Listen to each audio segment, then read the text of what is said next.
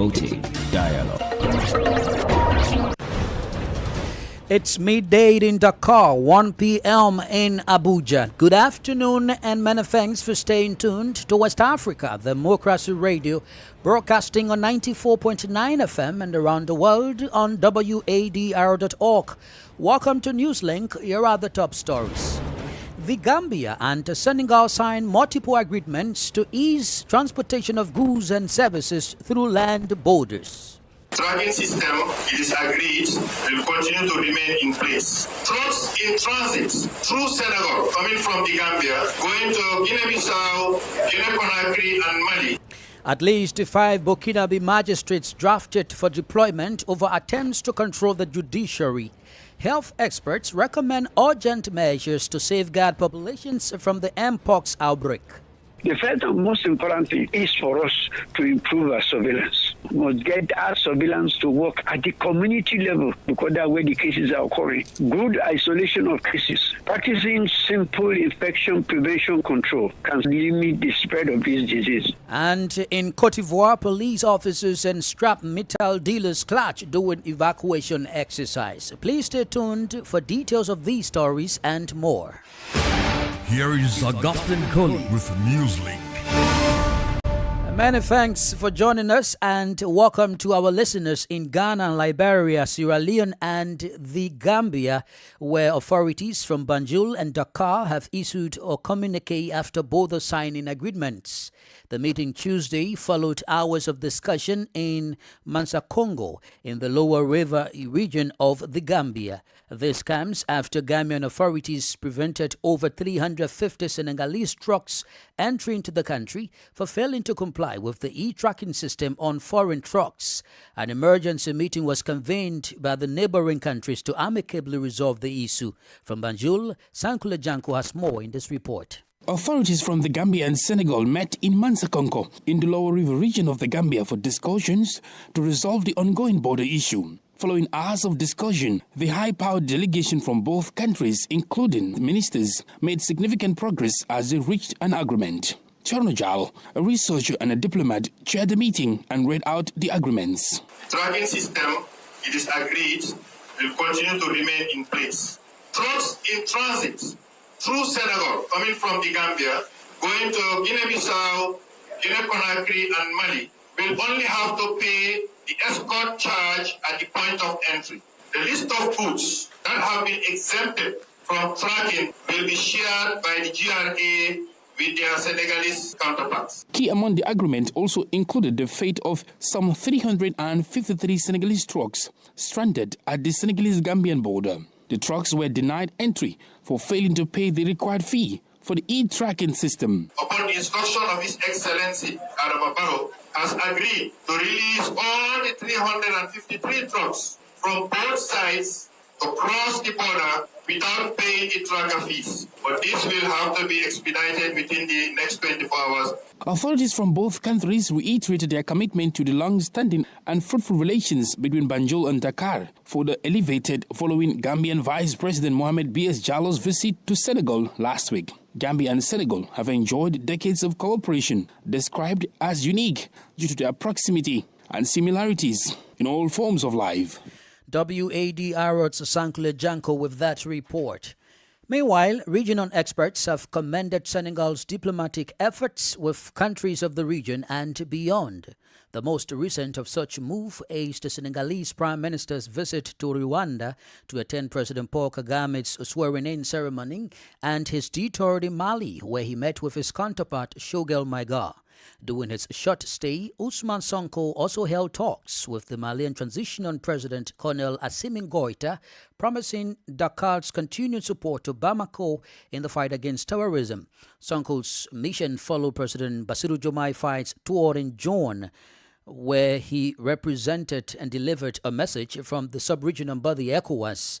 Analyzing these visits, Ibrahima Khan, a regional governance expert, says they are relevant to Senegal as a state and the region at large. Senegal and Mali have a long history of a relationship, and for a president in Senegal to go and visit his neighboring counterpart, it's really very important, particularly given the type of economic relation that Senegal and Mali have. 80% of the production by Senegalese industry is sold to Mali, according to the figures that we are having from the Senegalese statistic institution. And in addition to that, almost 1,200 lorries are traveling from Bamako to Dakar every day, and that gives a lot of job to the port of Dakar. And there is also two other additional reasons. One is the security problem. Mali is part of the country of the Central Sahel that are dealing with insecurity, and Senegal has to understand what is happening in the country, what kind of support the Senegalese government can give to the government of Mali in this regard.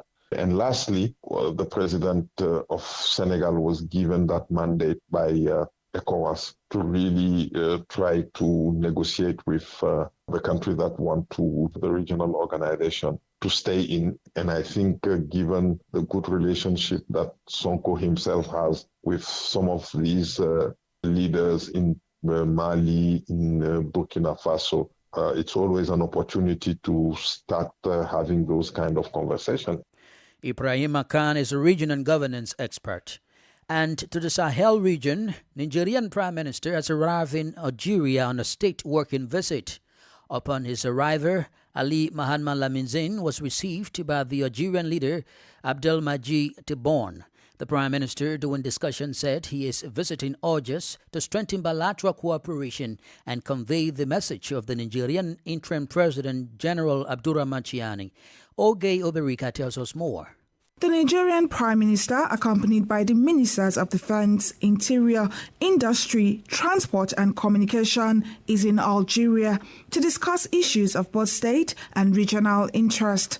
Aside from the Algerian-Nigerian cooperation, Niger and Algeria touched on trade, security and border security, as well as resource management.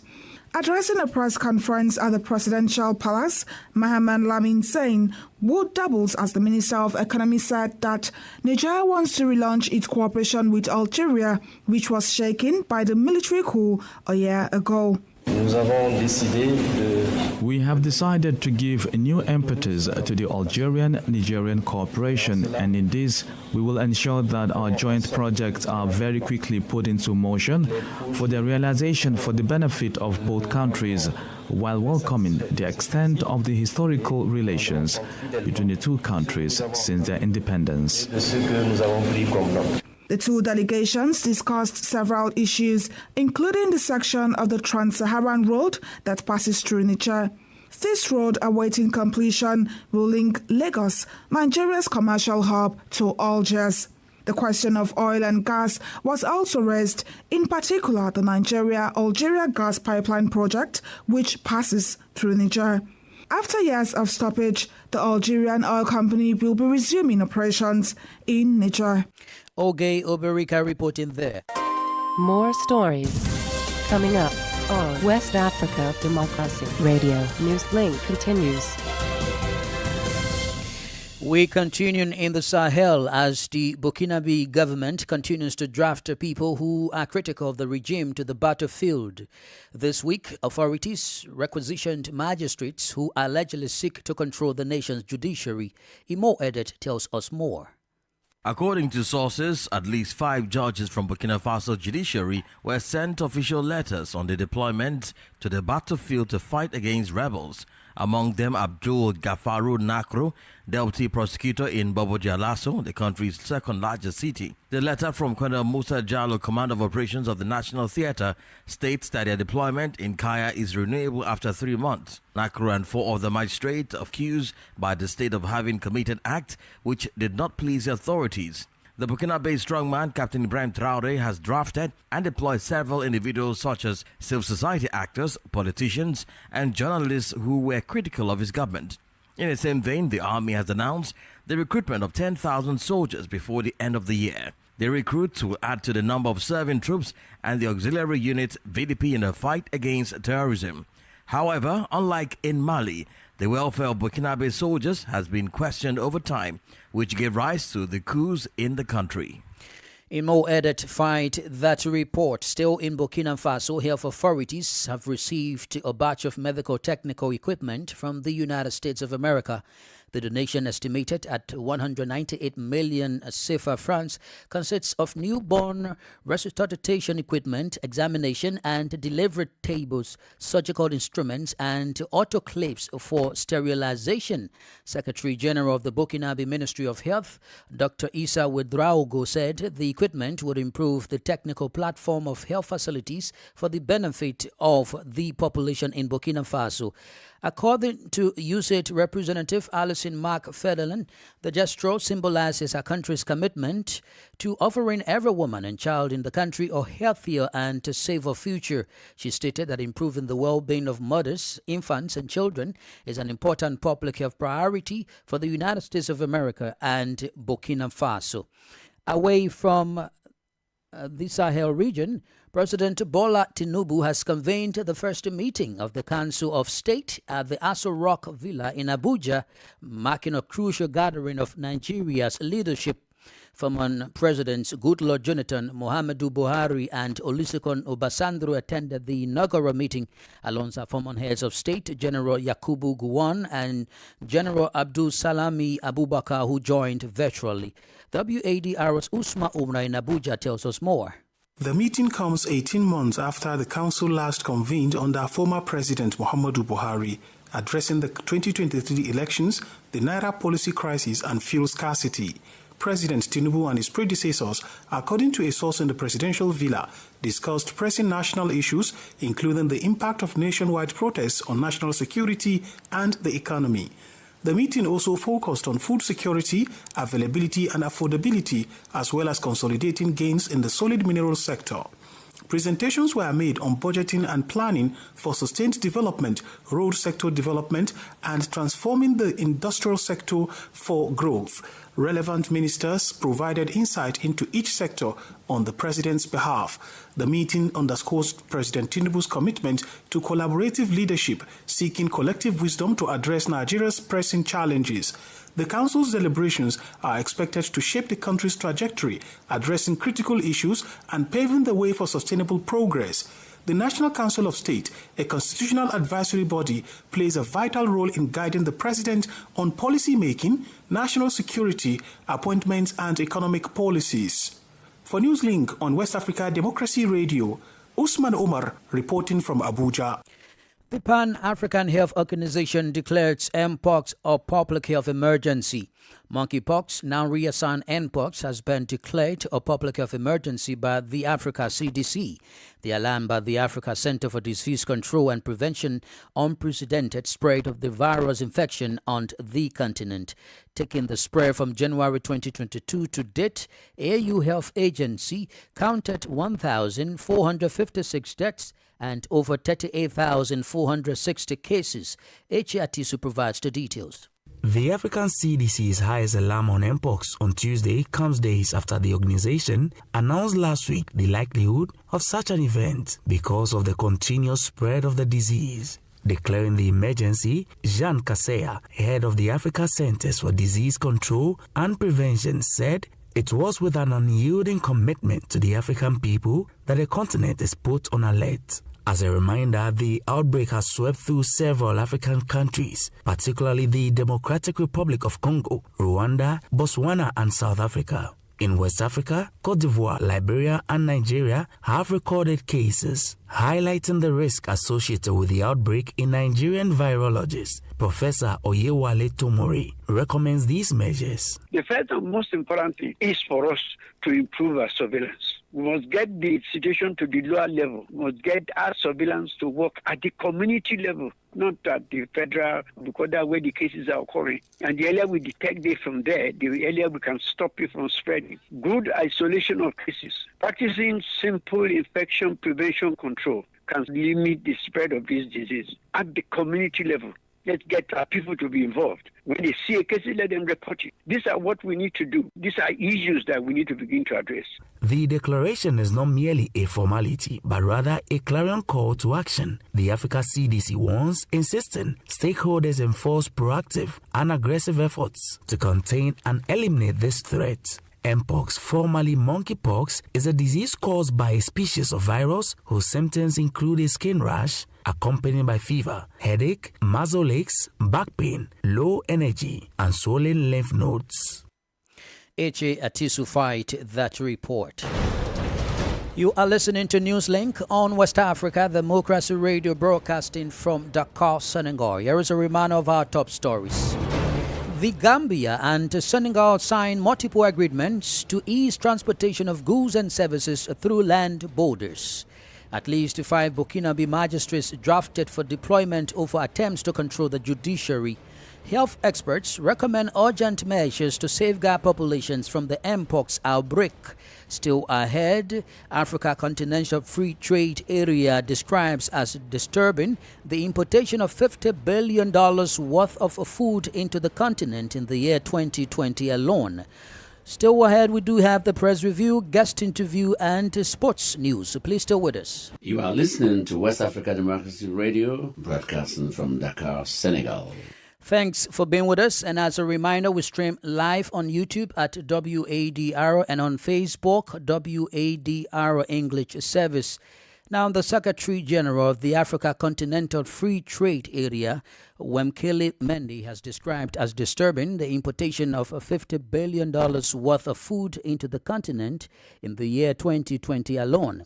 He wants members to improve extra-Africa trade to reduce the high levels of importation from other continents, while disclosing that the ministers of the trade will soon introduce to the Assembly of Heads of State of the African Union trade policy measures that are intended to ensure food security in Africa. From Accra, WADR Editor reports. Speaking at the recent 13th Ghana Economic Forum 2024 in Accra, Secretary General of the Africa Continental Free Trade Area AFCFTA, Wamekele Mene, raised serious concern about Africa's heavy reliance on imported food. The forum themed Unlocking Opportunities, Re-engineering Ghana's Economic Model for Sustainable Development, highlighted the need to rethink Africa's approach to food production and trade. Grains, rice, maize meal, barley, all of these grains we import from around the world. In 2020, Africa imported $50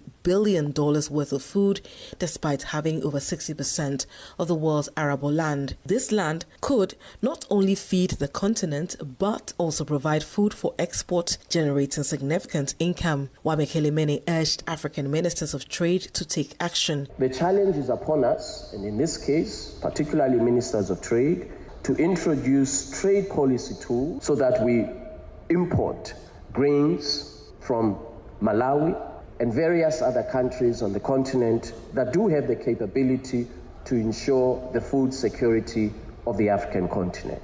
He also announced plans to be introduced to the AU to help address the canker. The planned measures, which aim to boost production and exportation of agricultural products among member states, could strengthen Africa's economy and reduce its dependence on food from outside the continent.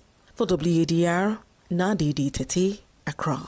The government of Liberia and the European Union have signed a joint communique geared towards strengthening bilateral cooperation and addressing key mutual interests grounded in shared values. For details of this development, let's join WADR's Darlington Pogba.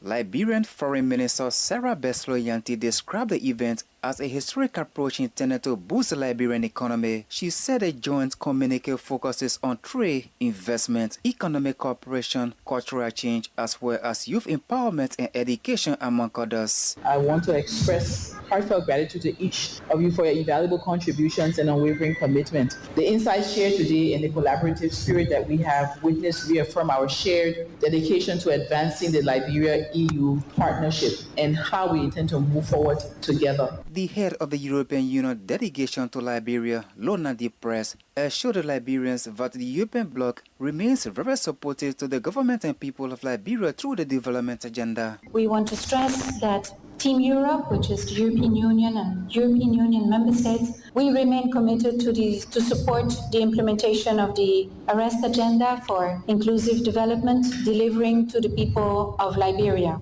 We also welcome the active participation of civil society organizations in this dialogue And it is again another evidence of the open and free democratic society in Liberia. The European Union delegation at the signing of the joint communique includes representatives from Sweden, Germany, France, Ireland, and the Netherlands. For Newslink on West Africa Democracy Radio, I'm Darlington Pogba in Monrovia. In Cote d'Ivoire, clashes erupted on Tuesday between police officers and scrap metal dealers in the popular Ananda neighborhood north of Abidjan. According to facts, young scrap metal dealers are protesting against their evacuation by the state authorities. This relocation operation consists of giving a new image to the commute, according to the municipal authorities of Abobo, but the metal dealers describe the move as very disturbing. This is the newspaper review. Stay abreast and find out what the top stories are in your country. This is the newspaper review. The newspaper review. For the newspaper review, let's join Sankule Janko in the Gambian capital, Banjul. Hello there and welcome to this edition of the press review. Let's begin with the standard newspaper. Dabo's family reports Barrow to IGP, that is Inspector General of Police, with a photo of President Barrow as well as Dabo. Joined panel to investigate Bora Koli, the former jungler, of course, who worked under the former President Yahya Jammeh, who recently handed himself over to the police. Africa CDC declares Mpox public health emergency. Government condolences with Brazil over plane crash that killed 62 people. Media blackout in Senegal over press freedom. Now let's move on to the Fourier newspaper. And the lead story on the Fourier newspaper reads, illegal sand mining unleashes devastating impact on Gunjur Beach. That's the lead story on the Fourier newspaper. Gambia, Senegal strike compromise to foster interstate trade. This other one reads, Gambia, Senegal discuss cross-border trade dispute. Still with the Fourier newspaper, ECOWAS provided over 64 million as humanitarian assistance to Gambia. This other one reads, ex-CEO Modi Jonga fails to account for $33 million geology fund. Let's take a look at the final newspaper for today, and that is the Point newspaper. And the lead story on the Point newspaper reads, Gambia upholds Peace Reconciliation Commission bill. Senegal government must involve press organizations in dialogue to save the press. That is another story on the Point newspaper. Gambia issues condolence message to Brazil. Child Fund promised to tackle issue affecting children in Gambia. And the final story for today on the Point newspaper reads, Kamala Harris cements her lead over Trump in 3 key states as he hits the campaign trail with Tim Wolf. I'm afraid these are the major stories making headlines on Gambian dailies, and it's back to you in the studio. Thank you, Sankule, for the press review. Politics, analysis on major news, social matters, and all. This is A Guest. Our guest segment this afternoon focuses on the declaration of Mpox as an African health emergency.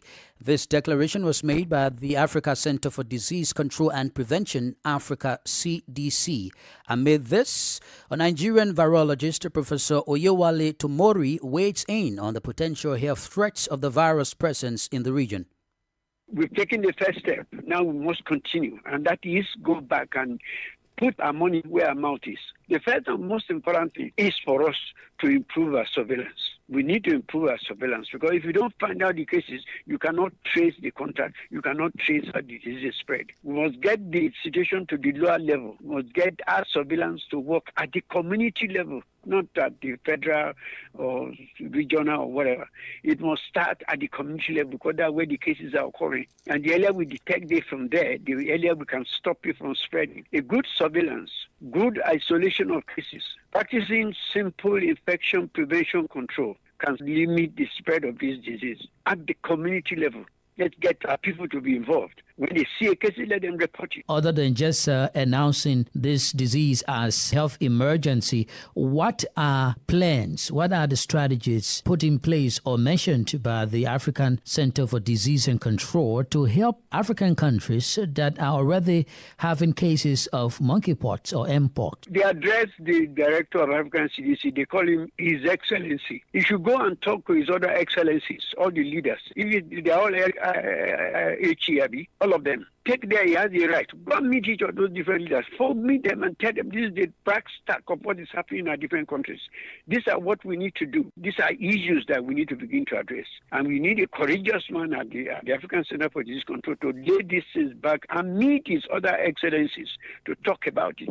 As African countries have begun registering cases of mpox, what do you think are the risk factors if early warning signs are not being addressed by respective countries with the help of the African CDC? Yeah, you hit it on the point. The issue, the fact is that, first of all, let me say, any disease anywhere in the world that is neglected will spread everywhere. And that's what is happening to us. It started with DR Congo. They had cases. Nobody is looking at our border. That people move from one place to the other. Everybody kept quiet until then it spread to the next neighbor, Rwanda. Then it went to Burundi. Burundi went to Uganda. And now South Africa reported. Kenya is reporting. So this is the problem. The risk factors are neglect. Immediately you neglect something, information and right kind of information to people and guidance and education, what to do if you have this one. It's not just sitting down in the headquarters and giving out releases. People must be on the field. We need field workers in enabling the person at the community level to be effective. It's much more cost effective than having 1 million to fly a sample to US to go and test. Professor Oyewale Tomori is a Nigerian virologist. Now, in the world of sports, blockbuster summer signing Kylian Mbappe is set to make his long-awaited Real Madrid debut this Wednesday evening as Los Blancos take on Atalanta in the UEFA Super Cup. Looking to spoil the party will be Atalanta, who have previous for the upsetting the script after beating Bayer Leverkusen to kill their dreams of finishing the season unbeaten and winning a European trophy for the first time in nearly 40 years. With that, we've come to the end of this edition of Newslink on West Africa Democracy Radio, broadcasting from Dakar, Senegal. Thank you for listening, and many thanks to Krista Mukidi and Mawudo Juf for the technical assistance. Do interact with us via our social media platforms, X, formerly Twitter, Instagram at WADR News, and on Facebook, WADR English Service. I am Augustine Cully. Good afternoon. And many thanks to you for listening to Newslink via Hot 104.